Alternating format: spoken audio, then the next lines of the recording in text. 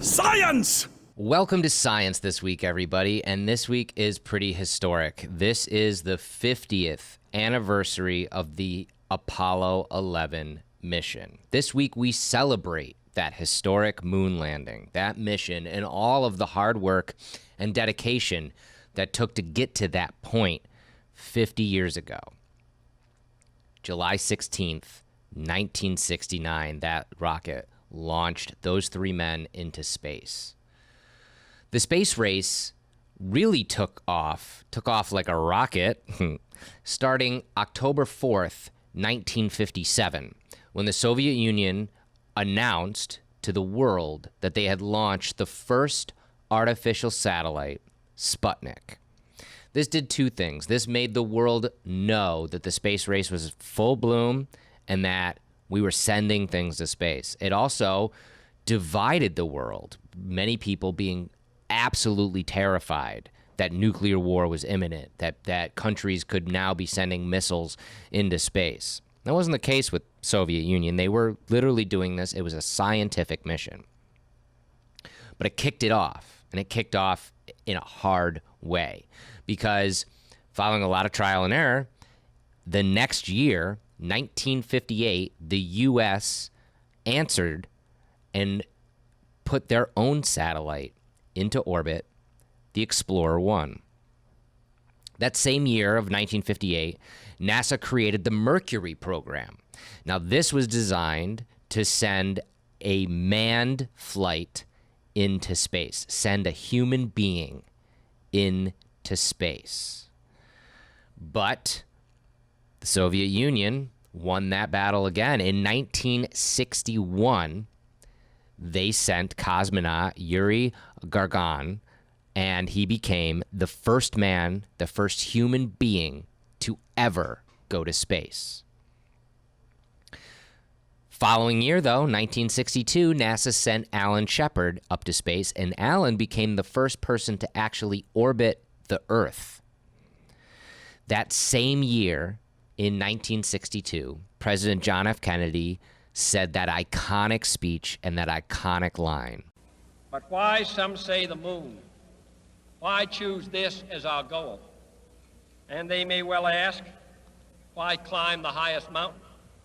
Why, 35 years ago, fly the Atlantic? Why does Rice play Texas? We choose to go to the moon. We choose to go to the moon.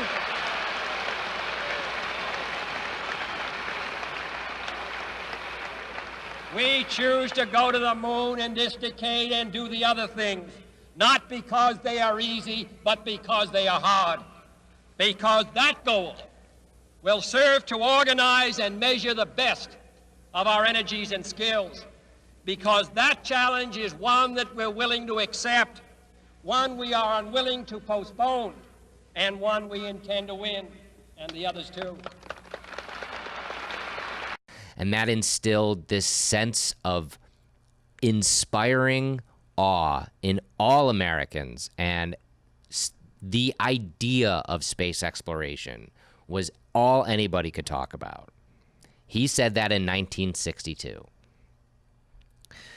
Now, that same year, NASA made a very historical and pivotal decree in their organization.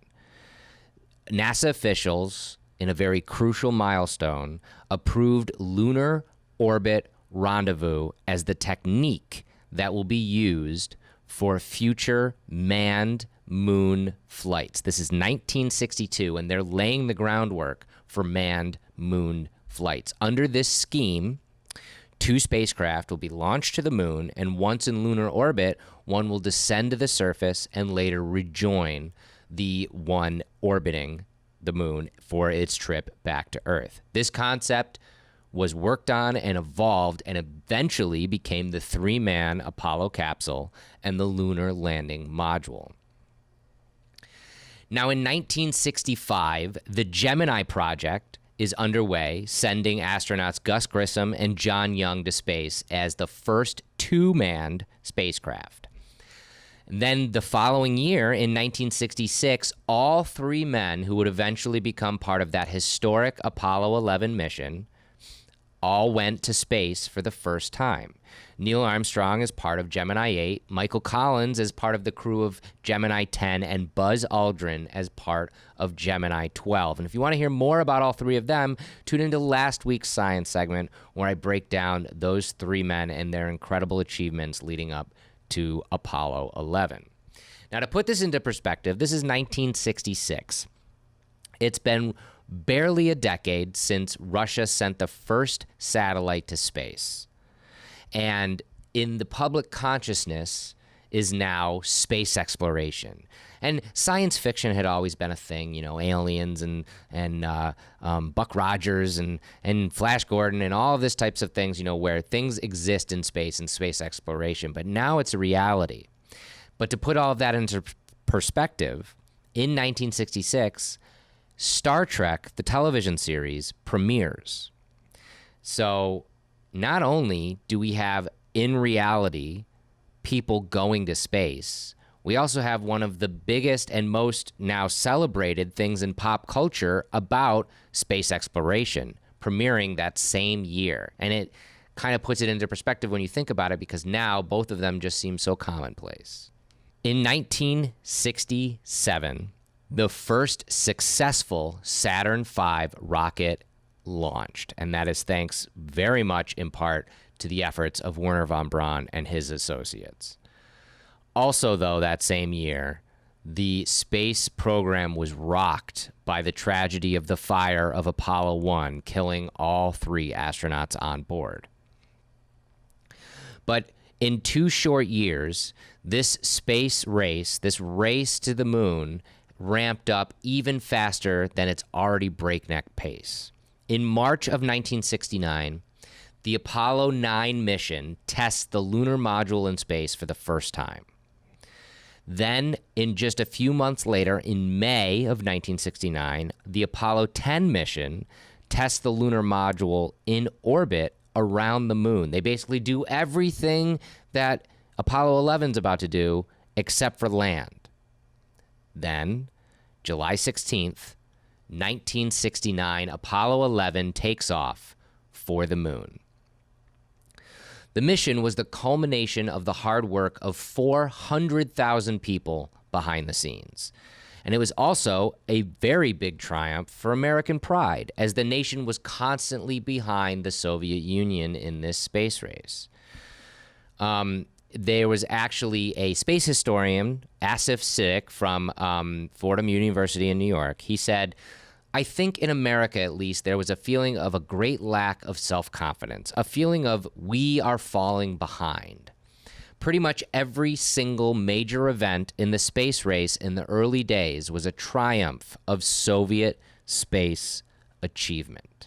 This Apollo 11 mission and the missions leading up to it all launched on the end of a Saturn V rocket. Now, launching a rocket like that was a feat in and of itself. It was something that the world had never seen to that point, the Saturn V. The rocket was 363 feet tall and weighed 6.2 million pounds. It was carrying 50 tons of cargo to the moon. And that blows my mind to even think about, is you come up with the idea, I want to make it to the moon. Then you come up with the idea, well, I'm going to create a rocket that is 6 million pounds. How do I get 6 million pounds of weight off this planet? That is, I guess, what they call rocket science, right? Like, it is still mind-blowing to me today, even though we do it consistently now. So on the Saturn V was the command module, and that housed the astronaut crew along with the spacecraft's operational systems and the equipment needed for re-entry. The command module, to put it in perspective of the Saturn V, the command module was only about 10.5 feet tall and about 12.8 feet wide. And it didn't actually leave much room for the astronauts inside. Basically 210 cubic feet of the space inside. So that is a parallel to like a modern day size interior of a car. Not a lot of room. Not a lot of room in there. The command module itself was made up of 3 separate compartments: the forward compartment in the nose cone, the aft compartment at the base of the module, and then the crew compartment. The forward compartment is what held the parachutes when it would come back to Earth for landing. And the aft compartment was what held the propellant tanks, the reaction control engines, also all of the wiring and all of the plumbing. The crew compartment in the middle of the craft, it had the astronauts sit on basically like three like couches, basically, they look like. And they faced forward, and they allowed the crew to have an opportunity to look through 5 separate windows that were in this module. The command module was powered by 5 silver zinc oxide batteries that supported the craft in re-entry and landing after it separated from the service module. One of the command module's most important features was its heat shield, which allowed the spacecraft to survive incredibly hot temperatures when re-entering the Earth's atmosphere. Now that's all the command module. Sitting beneath the command and service module, the Apollo 11 lunar module, also known as Eagle. This was the final piece of the puzzle. And this is what carried Buzz Aldrin and Neil Armstrong to the lunar surface. Again, to put that into perspective, Eagle was about 23 feet tall and 14 feet wide. It was made of an upper ascent stage and a lower ascent stage. So many factors went into this mission. The talent of the crew, obviously, but also everyone in mission control, all of the engineers, all of the designers, everybody involved made this a success. And it almost wasn't. If you watch the incredible documentary that just came out from CNN Films on Apollo 11, literally called Apollo 11, it's all footage from the launch and the landing on the moon. One thing that completely blew me away is you can see someone working on a minuscule patch on the fuel line of the rocket less than an hour before launch. The crew themselves, the astronauts, are already strapped into the command module awaiting launch because they had to strap these guys in about an hour to 2 hours before launch, just do all the checks and all that kind of stuff. But there's a guy below them patching a tiny hole in the fuel line. That's maddening. Also, this is a very historic story that Steve Bales, he was 26 years old, and he was a guidance officer working at NASA Mission Control on July 16th, 1969, and for that entire mission of Apollo 11. As the lunar module was approaching the moon with Buzz and Neil inside, Bales heard the call of a 1202 alarm from Buzz Aldrin. Only weeks before Apollo 11, they had run a simulation and mission controllers messed up. They called an abort when it turned out that it was not necessary to abort. After that bad simulation, Bales asked his even younger deputy, Jack Garman, to draw basically a cheat sheet for the list of abort codes and what they meant. All these guys had, you can see it in the old pictures too, they just had binders and binders of information on all of the systems, all of the computer systems, anything that could go wrong, all of the things that, you know, the steps you take if something went wrong. So it's just a mountain of information. So making that cheat sheet turned out to be one of the things that saved this mission, because Garmin had it directly in front of him during the landing. So it was Garmin, who wasn't even in mission control, he was in the back room, who had found the list and told Bales that the 1202 alarm was actually of no concern. It actually meant that the computer was just slightly overloaded. It did not indicate a risk of the spacecraft crashing into the moon. So Garmin told Bales this. Bales ran and told the flight director, and then within moments, they told Neil Armstrong, who was waiting on what do we do about this warning light going off as we're about to land on the moon. Neil was famously cool under pressure. Again, if you tune into last week's science segment, we talk about some of the near-death experiences he had test flying experimental planes and even the lunar module simulations, and he basically just shook them off. He was always cool as a cucumber. But when that alarm blared, that definitely, made his heart rate go up.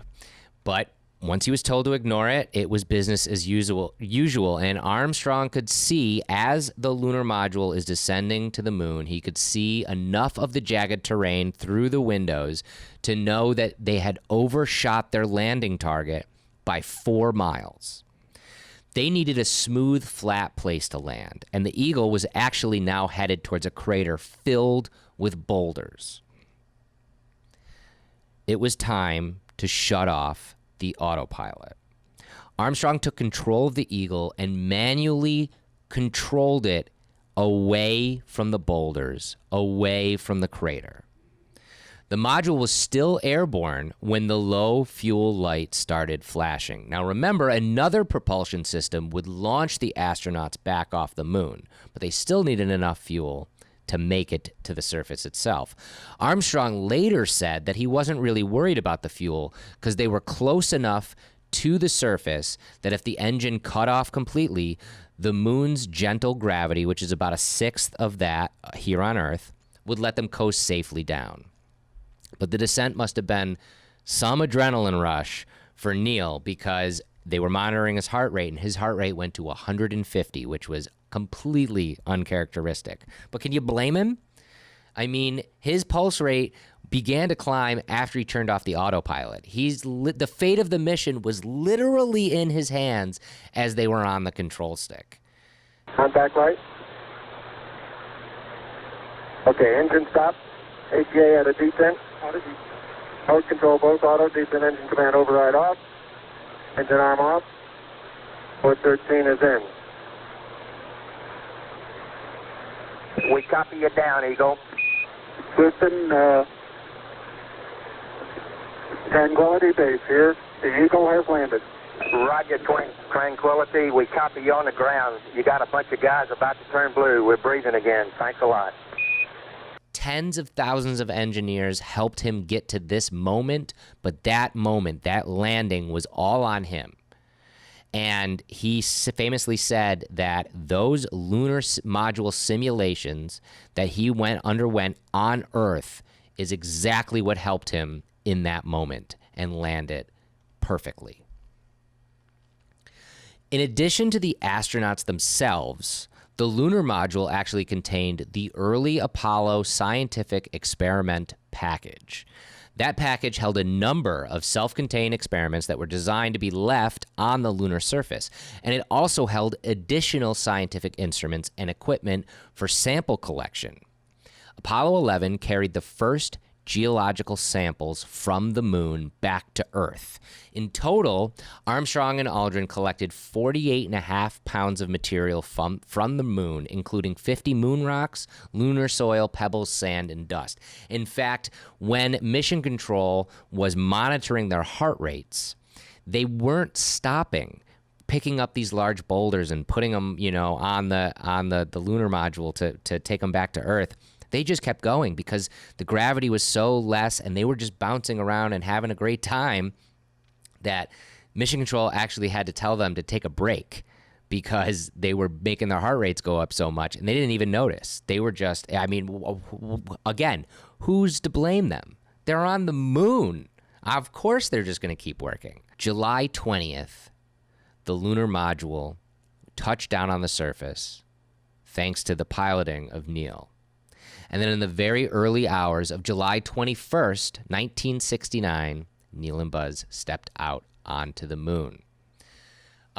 They slept in the lunar module that night. After that whole time of on the moon, they slept. So they slept what they could, and then they reconnected with the command module for their trip back to Earth. Those famous words that Neil apparently came up with on the spot: one small step for man, one giant leap for mankind. We are still feeling the effects of that giant leap today. The Apollo missions ended in 1972. The Space Shuttle program started in 1981 and ran until 2011. And now we have private companies working on their own and alongside NASA, SpaceX, Blue Origin, and others, with all of our sights set on returning to the moon once more, this time to set up a permanent base of operations, both on the lunar surface and orbiting the celestial body. The legacy of Apollo 11 is vast, not only in science and space exploration, but in normal vernacular as well. A very famous saying came after Apollo 11. If they can send a man to the moon, well, why can't they? You've heard that before. You've probably used it before. If they can send a man to the moon, why can't they fix my computer? You know? Even though this was a huge achievement, after Apollo 11, future Apollo missions did not hold the interest of the nation or the world. Landing someone on the moon was an easy goal to understand. Future Apollo missions were all about lunar gravity and scientific stuff, and a lot of stuff was just too abstract for the average person to understand or even care about. A well-defined objective helped the Project Apollo accomplish its goal. Kennedy said, we're going to put somebody on the moon by the end of the decade, and we did.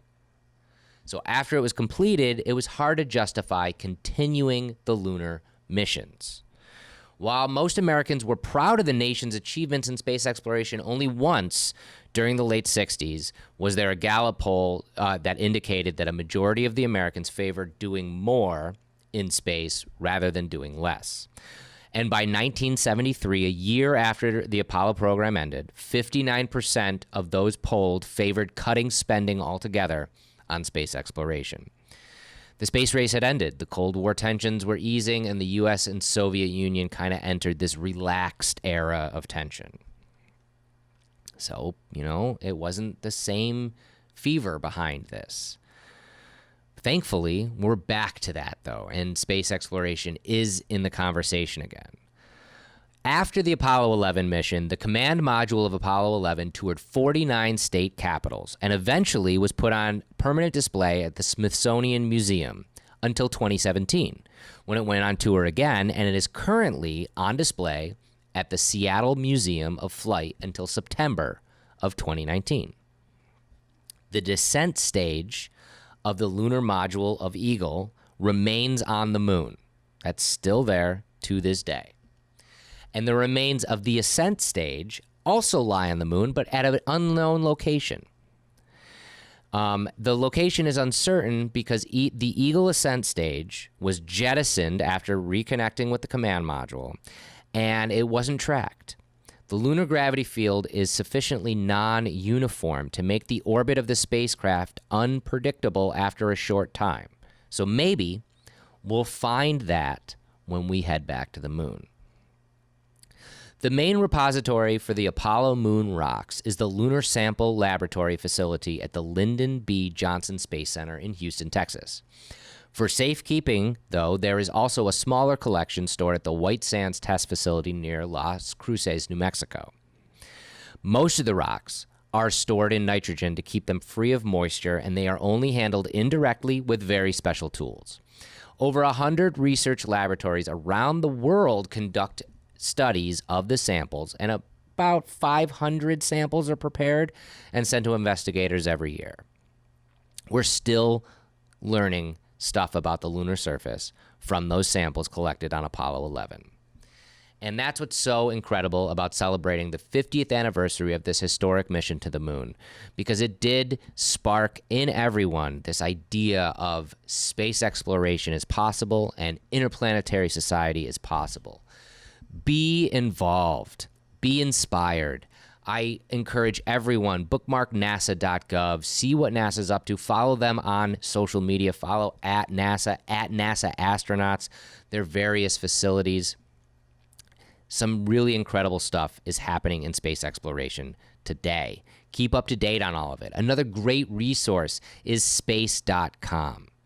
We are about to go farther into the solar system with human beings than humanity has ever went in our lifetime. We are about to have our own moon landing moment very shortly as we go back to the moon and also head to Mars. And it's very, very, very exciting.